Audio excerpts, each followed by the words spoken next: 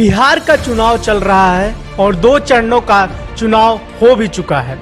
तीसरे चरण का प्रचार चल रहा है जो परसों थम जाएगा। महागठबंधन का तेजस्वी रथ रफ्तार पकड़ रहा है। रोजगार का मुद्दा सब पर भारी पड़ रहा है।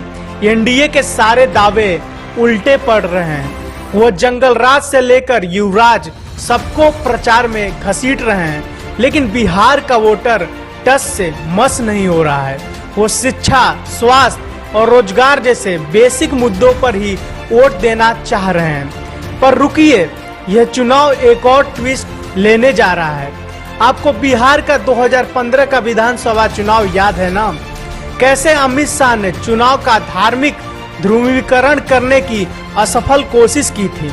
उन्होंने कहा था कि बीजेपी हारेगी तो पाकिस्तान में पटाखे फूटेंगे, लेकिन बिहार का मतदाता पोलराइज नहीं हुआ। वहां का मतदाता बीजेपी की पिच पर बैटिंग नहीं कर रहा था, वो महागठबंधन को वोट देकर जिता लाया।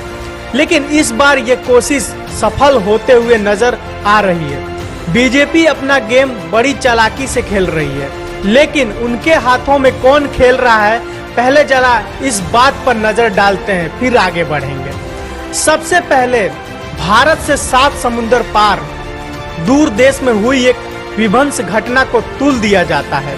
मनुवादी मीडिया इसको लगातार दिखाती है।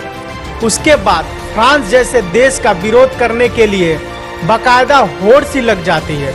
फ्रांस का विरोध करने के लिए बाकायदा रैलियां और प्रदर्शन किए जाते हैं। बाकायदा बॉयकॉट की अपील की जाती है और ध्रुवीकरण का वायरस मध्य प्रदेश से लेकर बिहार तक फैला दिया जाता है।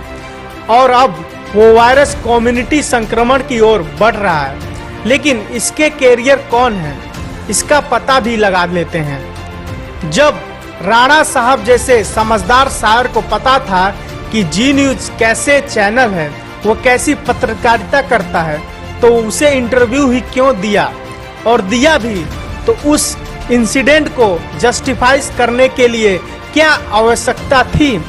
जाने अनजाने में वो नागपुरिया की पिच पर बैटिंग करने लगे, इसलिए बोल्ड तो होना निश्चित था।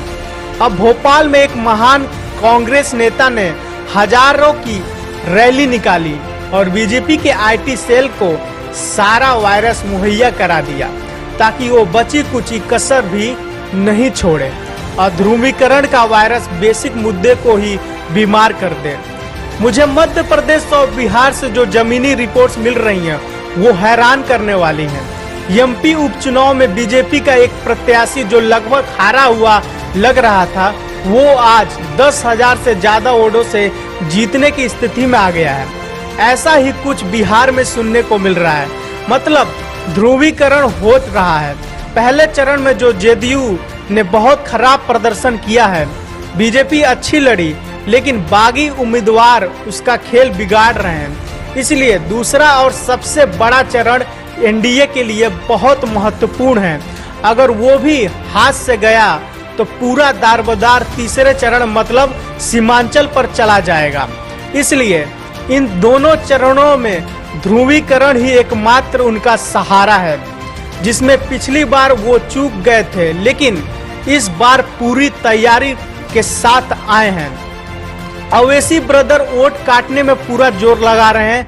मायावती अपने बहुजनों वोटरों को इशारा कर चुकी हैं कि वो बीजेपी के साथ 2022 में जाएंगी। फरीदाबाद से लेकर फ्रांस को ही दिखाया जा रहा मनुवादी मीडिया पर मुंगेर की घटना को गोल कर दिया गया है। 7 तारीख तक मीडिया का एजेंडा बिल्कुल सेट है। सब कुछ उनके हिसाब से चल रहा है। राजनीति की दृश्यम चल रही है, लेकिन विपक्ष और बिहार की तथाकथित जागरूक मतदाता पहचान ही नहीं पा रहे हैं। ये देश और इस देश की राजनीति एक अलग नेटवर्क पर चल रही है, जिसे पहचान पाना सरल नहीं है।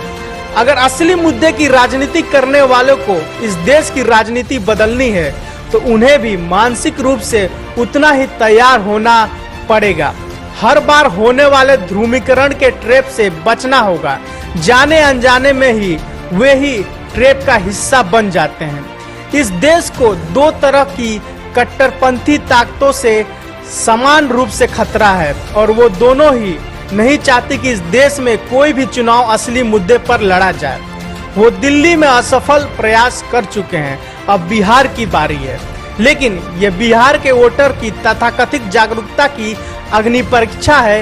ये चुनाव तय करेगा कि बिहार रोजगार चाहता है या हाहाकार। वैसे जो मैंने ग्राउंड रिपोर्ट किया है तो वो यही कह रहा है कि बिहार में आएगी तेज रफ्तार तेजस्वी सरकार। Bureau report, national India news. Please subscribe and don't forget to press the bell icon to get notified whenever we upload a new video.